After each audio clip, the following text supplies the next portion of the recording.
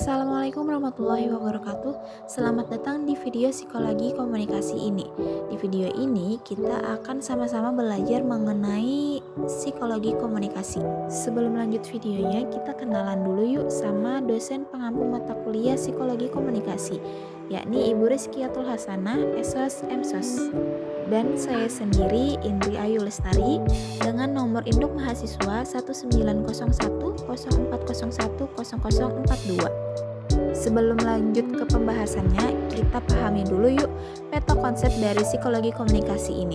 Yang pertama, ada peranan memori dan belajar dalam komunikasi. Yang kedua, penyesuaian diri dalam komunikasi dan interaksi sosial. Yang ketiga, ada sistem komunikasi kelompok dan faktor-faktor yang mempengaruhi. Yang keempat, ada pengelolaan emosi dalam komunikasi. Yang kelima, ada ruang lingkup kepribadian dan komunikasi. Yang keenam, faktor-faktor mempengaruhi reaksi khalayak pada komunikasi. Dan yang terakhir, pembentukan dan perubahan sikap dalam proses komunikasi. Pembahasan pertama yang kita bahas yakni peranan memori dan belajar dalam komunikasi. Pengertian memori. Memori atau daya ingat merupakan sesuatu yang sangat penting bagi manusia karena merupakan kekuatan jiwa manusia untuk menerima, menyimpan, dan memproduksi kesan-kesan, pengertian-pengertian, atau tanggapan-tanggapan.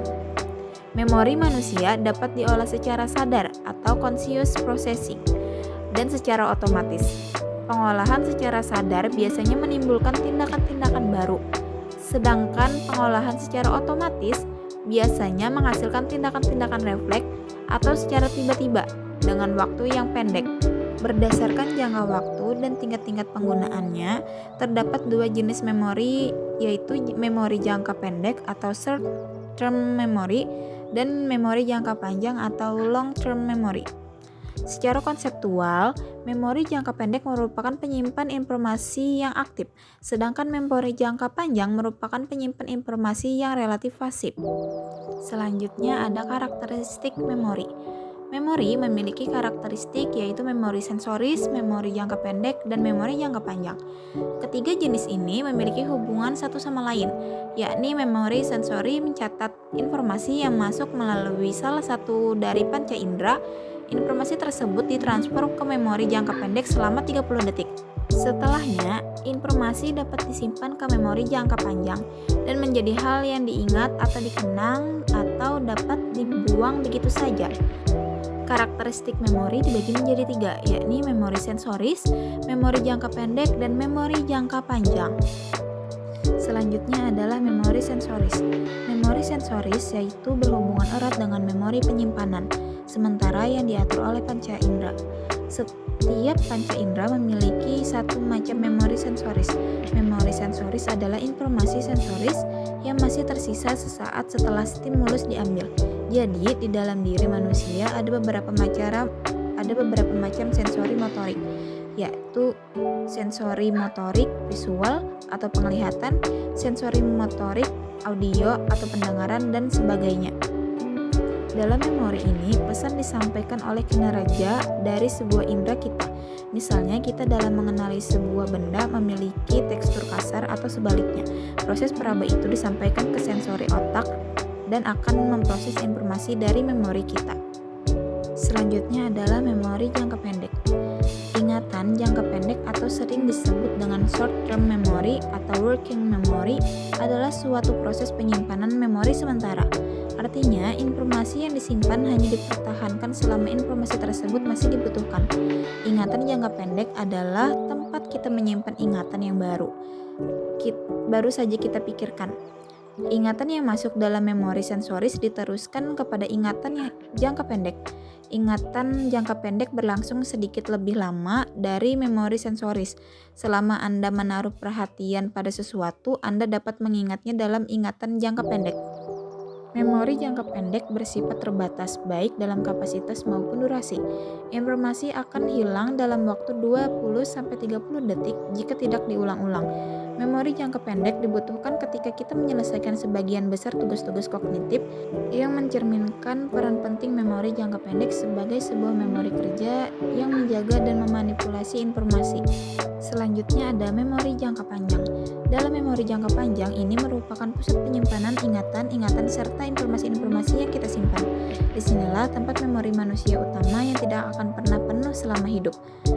Proses masuknya informasi ke dalam ingatan jangka panjang tetap melalui tahap-tahap memori sensori.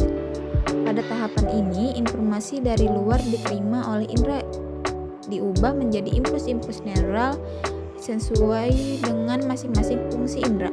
Kemudian impuls-impuls neural yang mengandung informasi ini diteruskan ke ingatan jangka pendek.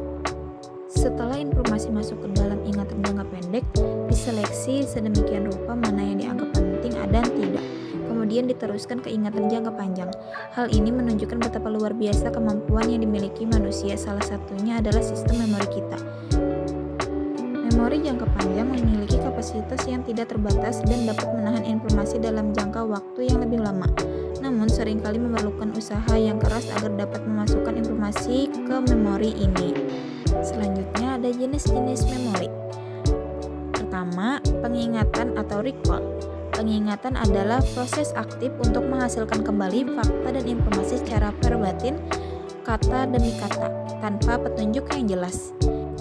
Yang kedua ada pengenalan atau recognition.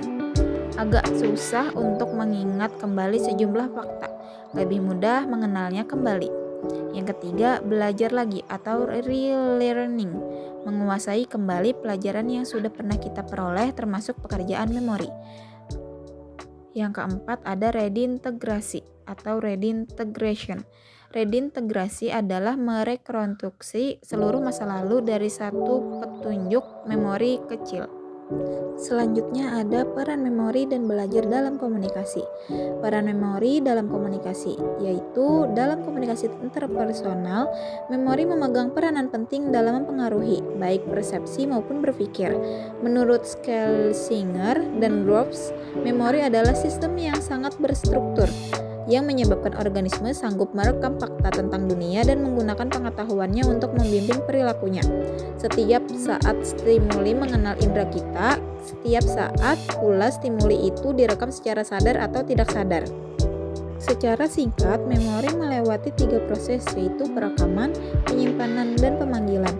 Perekaman disebut encoding, adalah pencatatan informasi melalui reseptor indera dan sirkuit saraf internal. Penyimpanan atau storage, proses yang kedua, adalah menentukan berapa lama informasi itu berada beserta kita, dalam bentuk apa dan di mana. Penyimpanan bisa aktif dan pasif. Kita menyimpan secara aktif bila kita menambah informasi tambahan. Kita mengisi informasi yang tidak lengkap dengan kesimpulan kita sendiri. Mungkin secara pasif terjadi tanpa penambahan. Pemanggilan retrieval dalam bahasa sehari-hari. Mengingat lagi adalah menggunakan informasi yang disimpan. Selanjutnya ada peran belajar dalam komunikasi. Kedudukan komunikasi dalam pendidikan sangatlah penting, bahkan sangat berpengaruh dalam perannya. Dalam dunia pendidikan saat ini, komunikasi mendapatkan perhatian lebih dari masyarakat karena dengan komunikasi yang baik, tujuan kegiatan pembelajarannya efektif dan efisien dapat tercapai. Bahkan saat ini orang sering berkata bahwa tinggi rendahnya suatu mutu pendidikan dipengaruhi oleh komunikasi. Kemampuan dalam melakukan komunikasi yang efektif merupakan kompetensi yang harus dimiliki dan dikuasai oleh seorang pengajar. Hal ini tercantum dalam Undang-Undang Republik Indonesia Nomor 14 Tahun 2005 tentang guru dan dosen, Peraturan Pemerintah Nomor 19 Tahun 2005 tentang Standar Nasional Pendidikan, serta Peraturan Menteri Pendidikan Nasional Permendiknas Nomor 16 Tahun 2007 tentang Standar Kualifikasi Akademik dan Kompetensi Guru. Keberhasilan kegiatan pembelajaran sangat bergantung pada efektivitas proses komunikasi yang terjadi. Pembelajaran yang baik dan efektif akan memberikan ruang dan peluang agar anak dapat belajar lebih efektif serta dapat mengeksplorasi keingintahuannya melalui kemampuan dan potensi yang dimiliki. Maka dari itu, strategi pembangunan komunikasi dalam proses belajar mengajar merupakan kunci utama keberhasilan proses belajar mengajar dan pendekatan antara seorang pengajar dan peserta didik. Pembahasan selanjutnya yakni penyesuaian diri dalam komunikasi dan interaksi sosial. Pengertian penyesuaian diri. Penyesuaian diri merupakan proses yang mengacu ke arah hubungan yang harmonis antara tuntunan internal dari motivasi maupun tuntunan eksternal yang realitas. Adapun penyesuaian bisa diartikan atau dideskripsikan sebagai berikut. 1. Penyesuaian berarti adaptasi, yang maksudnya kita harus bisa survive dan memperoleh kesejahteraan jasmani dan rohani, serta dapat mengadakan relasi yang memuaskan dengan tuntutan sosial. Yang kedua, penyesuaian juga dapat diartikan sebagai konformitas, yang berarti menyesuaikan sesuatu dengan standar atau prinsip-prinsip lain. Dengan memaknai penyesuaian diri sebagai usaha konformitas, berarti kita menyiratkan bahwa individu itu seakan-akan mendapat tekanan yang kuat untuk harus selalu mampu menghindarkan diri dari penyimpangan perilaku baik secara moral, sosial, maupun emosional. Pandangan lain menyebutkan bahwa penyesuaian diri dimaknai dengan usaha penguasaan atau mastery, yaitu kemampuan untuk merencanakan dan mengorganisasikan respon dalam cara-cara tertentu, sehingga konflik-konflik tidak terjadi. Selanjutnya ada aspek-aspek penyesuaian diri. 1. Penyesuaian pribadi. Penyesuaian pribadi adalah kemampuan individu untuk menerima dirinya sendiri, sehingga tercapai hubungan yang harmonis antara dirinya dengan lingkungan sekitarnya. Maksudnya, individu tersebut menyadari sepenuhnya siapakah dirinya yang sebenarnya, apa kelebihan serta kekurangan, serta mampu bertindak objektif sesuai dengan kondisi dirinya sendiri. Keberhasilan penyesuaian pribadi dapat ditandai dengan adanya rasa benci, lari dari kenyataan, serta tanggung jawabnya, dongkol, kecewa, atau tidak percaya diri. Yang kedua, penyesuaian sosial. Penyesuaian sosial merupakan salah satu faktor yang terpenting dalam perkembangan sosial individu baik secara umum, anak, remaja, dewasa, dan lanjut usia. Bisa dikatakan penyesuaian sosial merupakan penyesuaian yang dilakukan individu terhadap lingkungan di luar individu, seperti di lingkungan rumah, sekolah, dan masyarakat. Dalam Kamus Psikologi menjelaskan bahwa penyesuaian sosial itu adalah perjalanan hubungan secara harmonis atau relasi dengan lingkungan sosial, serta mempelajari pola tingkah laku yang diperlakukan atau mengubah kebiasaan yang ada sehingga cocok bagi masyarakat sosial. Selanjutnya ada faktor-faktor yang mempengaruhi penyesuaian diri. Yang pertama ada keadaan fisik. Kondisi fisik seseorang individu dapat mempengaruhi penyesuaian diri, sebab keadaan sistem kekebalan tubuh dapat menjadi faktor penunjang kelancaran individu dalam melakukan penyesuaian diri. Yang kedua adalah perkembangan dan kematangan. Pada setiap tahap perkembangan, seorang individu akan melakukan penyesuaian diri yang berbeda-beda. Menurut kondisi saat itu, hal tersebut dikarenakan kematangan individu dalam segi intelektual, sosial, moral, dan emosi yang mempengaruhi bagaimana individu melakukan penyesuaian diri. Perkembangan dan kematangan yang dimaksud mencakup kematangan intelektual, kematangan sosial, kematangan moral, dan emosional. Yang ketiga, keadaan psikologis. Keadaan mental yang sehat dapat menciptakan penyesuaian diri yang baik pada individu. Keadaan mental yang baik akan mendorong individu untuk memberikan respon yang selaras dengan dorongan internal maupun tuntutan yang didapatkan dari lingkungan. Faktor psikologis pada individu mencakup pengalaman, perasaan, belajar, kebiasaan, self-determination, frustasi, dan konflik. Yang keempat adalah keadaan lingkungan. Keadaan lingkungan yang damai, tentram, penuh penerimaan dan dukungan, serta mampu memberi perlindungan merupakan lingkungan yang dapat memperlancar proses penyesuaian diri pada individu. Faktor lingkungan mencakup lingkungan keluarga, rumah, lingkungan belajar atau sekolah.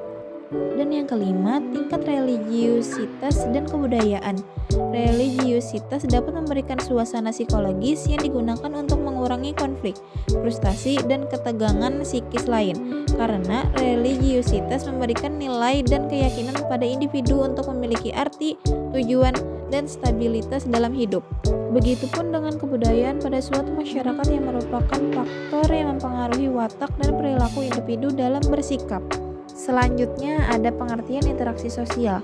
Interaksi sosial merupakan hubungan-hubungan sosial yang dinamis, yang menyangkut hubungan antara individu dengan individu, antara kelompok dengan manusia, maupun antara individu dengan kelompok manusia. Interaksi sosial antara kelompok-kelompok manusia terjadi antara kelompok tersebut sebagai satu kesatuan dan biasanya tidak menyangkut pribadi-pribadi anggotanya. Selanjutnya ada bentuk-bentuk interaksi sosial. Yang pertama ada proses asosiatif atau process of association. Proses sosial asosiatif adalah hubungan positif yang berlangsung dalam masyarakat. Proses ini bersifat konstruktif dan memperkuat atau memperkokoh solidaritas antar kelompok masyarakat agar menjadi satu kesatuan yang lebih erat dalam proses interaksi. Yang B, proses disosiatif. Proses pemisahan sering disebut sebagai proses oposisi, seperti halnya kerjasama yang dapat ditemukan dalam setiap masyarakat, meskipun bentuk dan arahnya ditentukan oleh budaya dan sistem sosial masyarakat masing-masing. Selanjutnya ada ciri-ciri interaksi sosial. Interaksi sosial mempunyai ciri-ciri sebagai berikut. 1. Jumlah pelaku dengan lebih dari satu orang. Dua, ada komunikasi antar pelaku dengan menggunakan simbol-simbol. 3. Ada dimensi waktu, yaitu masa lampau, masa kini, dan masa mendatang, yang menentukan sifat aksi yang sedang berlangsung. 4. Ada tujuan-tujuan tertentu di dalamnya, terlepas dari sama tidaknya tujuan tersebut dengan yang diperkirakan oleh pengamat. Selanjutnya ada sistem komunikasi kelompok dan faktor-faktor yang mempengaruhi. Secara teori komunikasi, kelompok merupakan sebuah kegiatan atau interaksi yang dilakukan oleh beberapa orang di dalam sebuah perkumpulan seperti pertemuan, diskusi, rapat, atau berkumpul di suatu tempat dengan jumlah yang relatif kecil. Dengan kata lain, komunikasi kelompok adalah sebuah pertukaran informasi atau pesan yang terjadi secara langsung atau bertatap muka antara 3 orang atau lebih. Komunikasi kelompok dapat didefinisikan sebagai pertukaran informasi antara mereka yang memiliki kesamaan dalam hal budaya, linguistik, dan geografi. Hal ini ditegaskan oleh Rahmat yang menyatakan bahwa komunikasi di kelompok digunakan untuk saling bertukar informasi, menambah pengetahuan, memperteguh atau mengubah sikap dan perilaku, mengembangkan kesehatan jiwa, dan meningkatkan kesadaran. Peran komunikasi kelompok bukan hanya sebagai sarana atau alat pertukaran informasi saja, melainkan memiliki puluhan peran yang sejalan dengan tujuan dari dibentuknya sebuah kelompok. Tujuan dibentuknya sebuah kelompok secara tidak langsung sebenarnya akan menjadi tujuan dari komunikasi kelompok itu sendiri. Dalam komunikasi kelompok, komunikator relatif mengenal komunikan, dan demikian juga antar komunikan. Bentuk komunikasi kecil, misalnya pertemuan, rapat, dan lain-lain. Komunikasi kelompok kecil pasti melibatkan komunikasi antar pribadi, sehingga teori komunikasi antar pribadi juga berlaku di sini. Umpan balik yang dapat diterima dengan segera menentukan penyampaian pesan berikutnya. Namun, pesan relatif lebih terstruktur daripada komunikasi antar pribadi, bersifat formal maupun informal. Komunikasi kelompok sering kita temui dalam keluarga, tetangga, teman, dan kerabat, atau kelompok diskusi. Komunikasi kelompok dapat terjadi di dalam kelompok dan juga antar kelompok. Selanjutnya ada pengaruh kelompok pada perilaku komunikasi. Terdapat beberapa hal yang mempengaruhi kelompok dalam perilaku komunikasi, yaitu pertama konformitas atau conformity. Konformitas adalah perubahan perilaku atau kepercayaan menuju norma kelompok sebagai akibat tekanan kelompok yang real atau dibayangkan bila sejumlah orang dalam kelompok mengatakan atau melakukan sesuatu. Ada kecenderungan para anggota untuk mengatakan dan melakukan hal yang sama. Yang kedua adalah fasilitas sosial. Fasilitas sosial sebetulnya bukan istilah yang tepat karena dalam beberapa hal kehadiran kelompok malah menghambat pelaksanaan kerja. Istilah ini mungkin dapat dipergunakan untuk penelitian awal dalam psikologi sosial. Yang terakhir adalah polarisasi. Polarisasi adalah kecenderungan ke arah posisi yang ekstrim. Bila sebelum diskusi kelompok para anggota mempunyai sikap agak mendukung tindakan tertentu, setelah diskusi mereka akan lebih kuat lagi mendukung tindakan itu. Sebaliknya, bila sebelum diskusi para anggota kelompok agak menentang tindakan tertentu, setelah diskusi mereka akan menentang lebih keras. Selanjutnya ada faktor-faktor yang mempengaruhi komunikasi kelompok. Yang pertama, faktor situasional atau karakteristik kelompok. Ini dibagi menjadi 4, yaitu ukuran kelompok, jaringan komunikasi, kohesi kelompok, dan kepemimpinan. Faktor yang kedua yaitu faktor personal atau karakteristik anggota kelompok. Ini dibagi menjadi 3, kebutuhan interpersonal, tindak komunikasi, dan peranan. Selanjutnya ada pengelolaan emosi dalam komunikasi. Perasaan dan emosi biasanya disifatkan sebagai suatu keadaan diri, organisme, atau individu pada suatu waktu. Misalnya orang merasa sedih, senang, terharu, dan sebagainya jika melihat sesuatu, mendengar sesuatu, mencium sesuatu, dan sebagainya. Dengan kata lain, perasaan atau emosi disifatkan sebagai suatu keadaan jiwa atas akibat adanya peristiwa-peristiwa yang pada umumnya datang dari luar, dan peristiwa-peristiwa tersebut pada umumnya menimbulkan kegoncangan-kegoncangan pada individu yang bersangkutan. Emosi terbagi menjadi 5, yaitu takut, khawatir, cemburu, gembira, dan marah. Takut adalah perasaan yang sangat mendorong individu untuk menjauhi sesuatu dan sedapat mungkin menghindari kontak dengan hal itu. Khawatir atau was-was adalah rasa takut yang tidak mempunyai objek. Kekhawatiran menyebabkan rasa tidak senang, gelisah, tegang, tidak senang, dan rasa tidak aman. Cemburu. Cemburu adalah bentuk khusus dari kekhawatiran yang didasari oleh kurang adanya keyakinan terhadap diri sendiri dan ketakutan akan kehilangan kasih sayang dari seseorang. Seseorang yang memiliki emosi cemburu selalu mempunyai sikap benci terhadap saingannya. Gembira. Gembira adalah ekspresi dari kalangan, yaitu perasaan terbebas dari ketegangan. Biasanya kegembiraan ini disebabkan oleh hal-hal yang bersifat tiba-tiba, dan kegembiraan biasanya bersifat sosial, yaitu melibatkan orang-orang lain di sekitar orang yang gembira tersebut. Selanjutnya adalah marah. Sumber utama dari kemarahan adalah hal-hal yang mengganggu aktivitas untuk mencapai tujuan. Dengan demikian, ketegangan yang terjadi dalam aktivitas itu tidak mereda, bahkan bertambah untuk menyalurkan ketegangan-ketegangan itu. Individu yang bersangkutan menjadi marah karena tujuan tidak tercapai. Mengelola emosi merupakan kemampuan individu dalam menangani perasaan agar dapat terungkap dengan tepat dan selaras, sehingga tercapai dalam keseimbangan dalam diri individu. Menjaga agar emosi yang merisaukan tetap terkendali merupakan kunci menuju kesejahteraan emosi. Tugas komunikator di sini tidak hanya sekedar membuat audiens mengadopsi ide, mengikuti call to action komunikator, tapi lebih dari itu, komunikator juga harus dapat menunjukkan atau menguraikan semua orang lain yang telah mengadopsi ide, mendapatkan manfaat dari informasi yang komunikator telah sampaikan.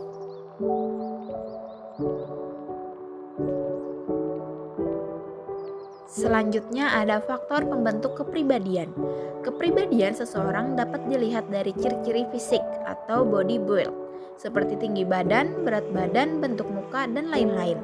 Dan juga ciri-ciri body psikologi, yaitu fisik yang hanya terdapat pada diri sendiri atau unik yang dibawa sejak lahir. Faktor lain yang dapat mempengaruhi kepribadian seseorang adalah pengalaman. Para ahli membedakan pengalaman menjadi 2 macam. Pengalaman umum atau common experience, yaitu pengalaman yang dihayati oleh hampir semua masyarakat atau bawaan manusia. Yang kedua, pengalaman khusus atau unique experience, yaitu pengalaman yang hanya pernah dialami oleh dirinya sendiri sehingga ciri khas tertentu dalam lingkungan. Selanjutnya ada ruang lingkup kepribadian dan komunikasi. Ruang lingkup kepribadian terdiri dari 1. Karakteristik manusia, 2. Penentu kepribadian, yang ketiga alasan perilaku manusia. Ruang lingkup komunikasi juga terdiri dari bidang komunikasi, sifat komunikasi, tatanan komunikasi, dan tujuan komunikasi.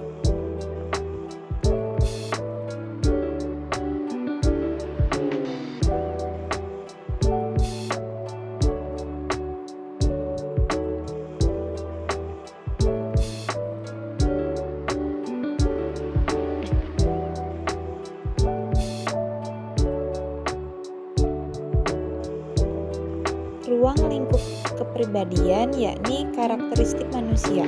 Ruang lingkup pertama dari ini adalah karakteristik manusia. Maksudnya adalah psikologi ini mengungkapkan karakteristik manusia dengan cara melakukan pencatatan mengenai karakter manusia serta mencari tahu tentang hubungan antara karakter satu dengan yang lain. Ruang lingkup kepribadian yang kedua yaitu penentu kepribadian. Ruang lingkup lain dari psikologi ini adalah mencari tahu lebih lanjut mengenai penentu kepribadian manusia. Di kajian ini dilakukan dengan cara melihat latar belakang keluarga, pendidikan, sosial, agama, dan lainnya. Ruang lingkup kepribadian yang ketiga yakni alasan perilaku manusia. Ruang lingkup lainnya dari psikologi kepribadian ini adalah tentang alasan perilaku manusia. Perilaku manusia biasanya sangat unik dan berbeda. Meskipun memiliki kesamaan dengan perilaku manusia satu dengan manusia lainnya, penyebabnya tentu saja banyak. Namun dari itu bisa diungkap hal apa saja yang menjadi penyebab manusia dapat bertindak, berpikir, dan merasakan sesuatu. Melalui ini juga manusia dapat menjawab pertanyaan mengenai siapa dirinya, apa yang diinginkannya, dan apa yang harus dilakukannya. Selanjutnya ada ruang lingkup psikologi komunikasi. Ruang lingkup psikologi komunikasi meliputi internal proses atau intrapersonal communication diri sendiri, mengulas apa yang sedang dipikirkan atau yang akan disampaikan. Yang kedua, menganalisa komunikan, karakteristik, faktor internal dan eksternal yang mempengaruhi perilaku komunikator kepada komunikan. Yang ketiga, interpersonal communication, adanya stimulus yang menghasilkan respon untuk mempengaruhi perilaku komunikator kepada komunikan. Yang keempat, ada proses penyampaian pesan dan personality dan situasi. Yang kelima, proses pembentukan perilaku, kesadaran menghasilkan perilaku. Yang keenam, proses komunikasi massa dalam perspektif psikologi. Pembahasan selanjutnya yakni faktor-faktor yang mempengaruhi reaksi halayak pada komunikasi massa. Pengertian komunikasi. Komunikasi merupakan suatu aktivitas penyampaian informasi atau pesan dari komunikator atau sender kepada komunikan atau receiver yang dilakukan secara langsung maupun tidak langsung. Pengertian komunikasi massa. Komunikasi massa adalah setiap bentuk komunikasi yang berusaha menyampaikan pernyataan secara berubah melalui media penyebaran teknis secara tidak langsung dan satu arah pada sejumlah besar orang. Reaksi halayak dalam komunikasi massa. Reaksi halayak adalah aksi atau protes dari sekumpulan orang yang memiliki minat yang sama dan merupakan bagian penting dalam suatu acara yang kita buat. Efek media massa terhadap halayak. Yang pertama, efek kognitif, yang kedua efek afektif, yang ketiga efek behavioral. Faktor-faktor yang mempengaruhi reaksi halayak. Dalam sistem komunikasi massa dipelajari apa saja yang dapat mempengaruhi reaksi komunikan atau halayak yang menjadi sasaran komunikasi. Secara umum, beberapa faktor yang berpengaruh terhadap reaksi halayak pada komunikasi massa antara lain adalah sebagai berikut.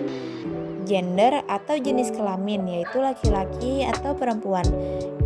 Usia, yaitu tingkat muda atau tuanya seseorang yang membaca pesan. Kecenderungan terhadap konflik, yaitu bagaimana individu tersebut mengatasi konflik atau keyakinan yang dimiliki. Rasionalitas, yaitu kemampuan individu dalam memahami nilai-nilai logika suatu pesan. Pengetahuan, yaitu sejauh apa individu memahami apa yang sedang dibicarakan, dan beberapa faktor lainnya. Selanjutnya ada pembentukan dan perubahan sikap dalam proses komunikasi.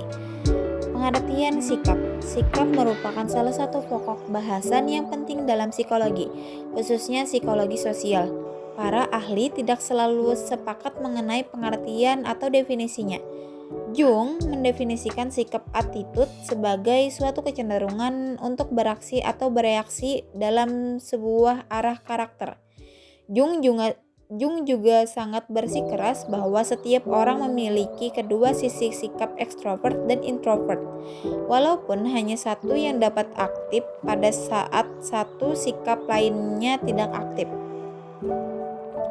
Seperti kekuatan psikologis analitis lainnya, introversi atau ekstroversi menyumbangkan hubungan satu dengan yang lainnya. Berdasarkan banyaknya definisi-definisi mengenai pengertian sikap, tampak bahwa meskipun terdapat perbedaan dan semuanya sependapat bahwa ciri khas dari sikap adalah mempunyai objek tertentu, orang, perilaku, konsep, situasi, benda, dan sebagainya. dan mengandung penilaian atau suka, tidak suka, setuju dan tidak setuju. Proses pembentukan sikap. Sikap setiap orang sama dalam perkembangannya, tetapi berbeda dalam pembentukannya. Hal ini menyebabkan adanya perbedaan sikap seseorang atau individu dengan sikap temannya, keluarganya, dan tetangganya. Banyak hal yang perlu kita ketahui untuk mengetahui karakteristik sikap.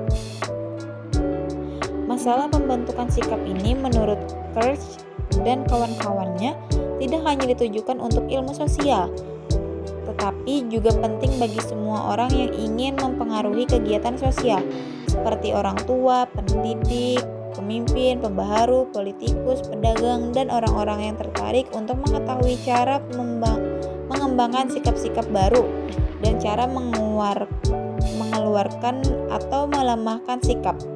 Ada orang atau sekelompok orang yang ingin mempertahankan sikap tertentu. Ada pula sementara orang yang ingin menghilangkan sikap, umpamanya ingin menghilangkan sikap diskriminatif. Terbentuknya sikap seseorang pada dasarnya dilandasi oleh norma-norma yang sebelumnya atau telah dihayatinya, sehingga dengan kacamata norma-norma ini beserta pengalamannya di masa lalu, ia akan menetapkan sikap bahkan bertindak. Yang terakhir adalah hubungan sikap dengan perilaku.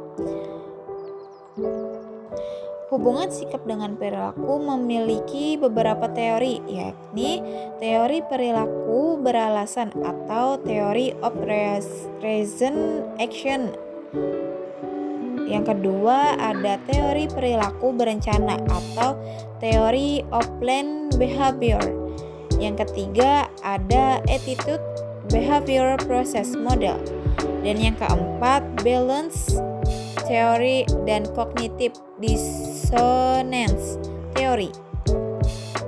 Oke, itu dia tadi pembahasan mengenai beberapa materi psikologi komunikasi. Terima kasih untuk kalian yang sudah menonton video ini. Semoga video ini membawa manfaat untuk kita semua. Terima kasih. Wassalamualaikum warahmatullahi wabarakatuh.